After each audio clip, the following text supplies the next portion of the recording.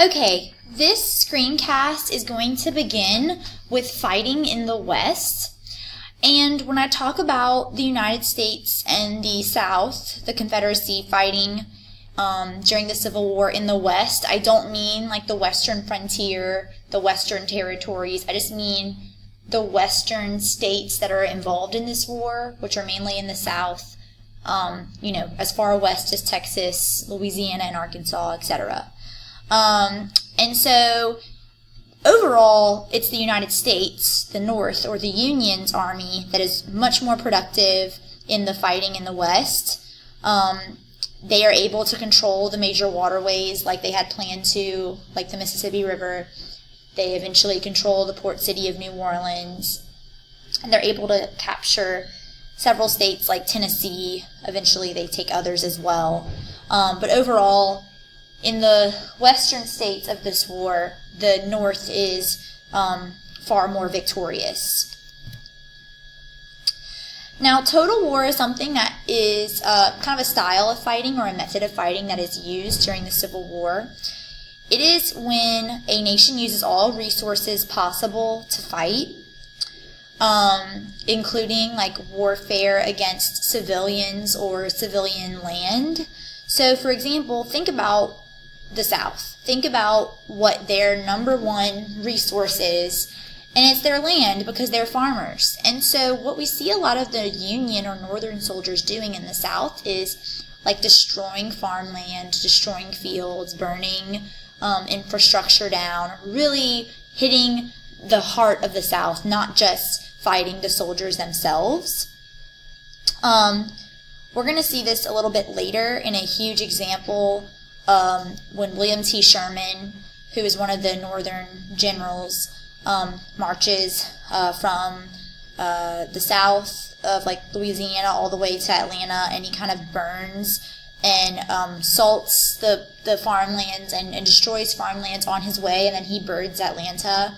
And so he's just a very aggressive general, and that's going to prevent them financially from being able to make money as well when you hurt them in that way. So really the South is going to be really destroyed by the end of this war.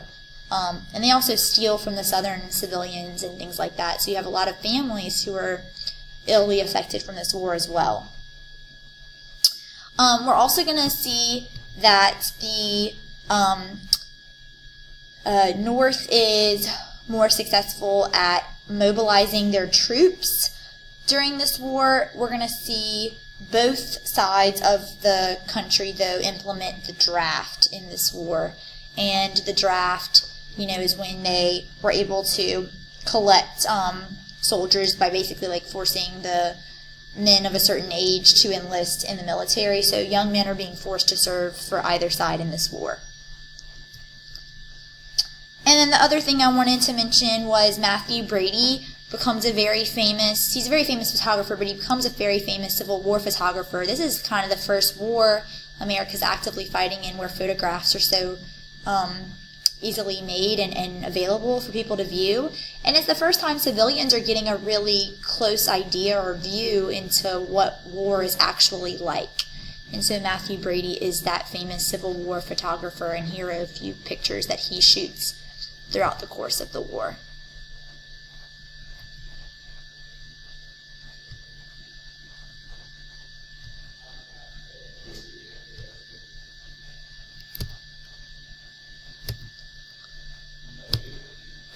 Okay, so now we're going to talk about a turning point. So, essentially, abolitionists and anti-slavery Republicans are going to start calling for abolition to become a new aim for the North in the United States, like not only focused on forcing the South back into the Union, but also forcing the South to free their slaves. Remember, up until this point, Abraham Lincoln has never vowed or promised to try to free all the slaves. It's only been about stopping the spread of slavery into new territories. But now he is himself claiming that, well, not he himself, but some Northerners and abolitionists in the North are saying, no, it's time to free the slaves and abolish slavery, because slavery is a resource to the South. And if we want to punish the South and prevent the South from being able to go the long haul in this war, we need to kind of look at ending slavery and emancipating the slaves.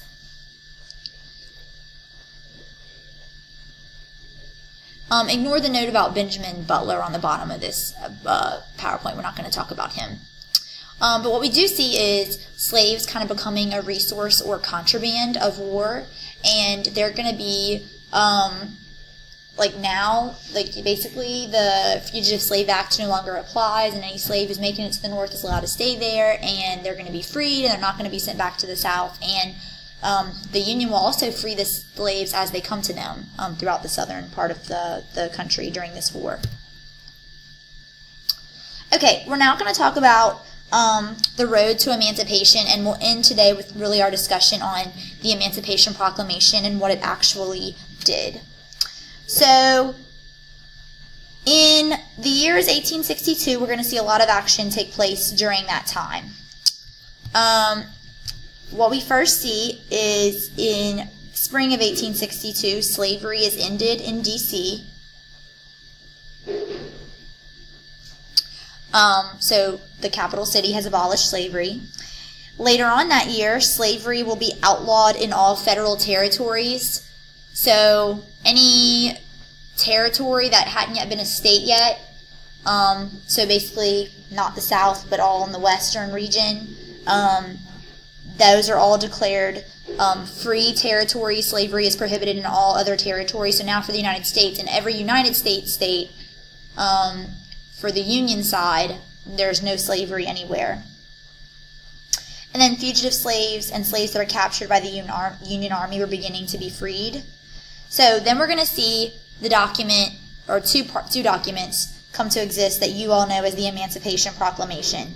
The Emancipation Proclamation was two separate orders declared by President Abraham Lincoln. Most people know that it is what freed the slaves, but we're actually going to kind of correct that today because that's not technically the whole truth. So the first of the two orders that was passed by President Lincoln said that the United States would fight to end slavery in rebel states effective January 1st, 1863. So it was passed in September of 1862, but it said that come, 5 months from now, January 1st, 1863, if there are any states that are continuing to rebel against the United States government would not only be fighting to force the southern states back into the Union, but also to abolish slavery, kind of stating that official new claim of the United States. So basically, they had 100 days or so, several months, to return to the United States, and if they did, they would be allowed to preserve slavery. In theory, they weren't being told, if you come back now, you have to still give up your slaves. They're saying, if you don't come back, we're going to get rid of it. Okay, so it's kind of their last chance to keep slavery if they would stop fighting and come back into the Union. But no state will return. So this will lead to the second proclamation. In January of 1863, just as promised, he declared that all slaves in the rebel territories were now free. Now, this is not actually going to free the slaves, because think about it, the South does not acknowledge President Lincoln as their president, nor do they feel like he has any authority over them, nor do they want to free the slaves, so they're not going to all of a sudden just say, oh, Abraham Lincoln says we're going to free the slaves, so we have to free our slaves. No, they're rebelling against this government, so they're not going to listen to it. So it doesn't actually free anyone, but it does officially say that the Union's goal is not just to restore the Union and get the South back into the United States, but it's also to free the slaves. So once this war is over, this is now the official moment where it's decided that the North is fighting not just to restore the Union, but also, once this war is over, they're going to say that slavery is abolished. And that's a big kind of new war aim. And then in class on Friday, we'll talk about the turning point of the war, and we'll finish up chapter 9. All right, I hope you all have a good few days of testing. I'll see y'all on Thursday for Schindler's List. Y'all have a good day.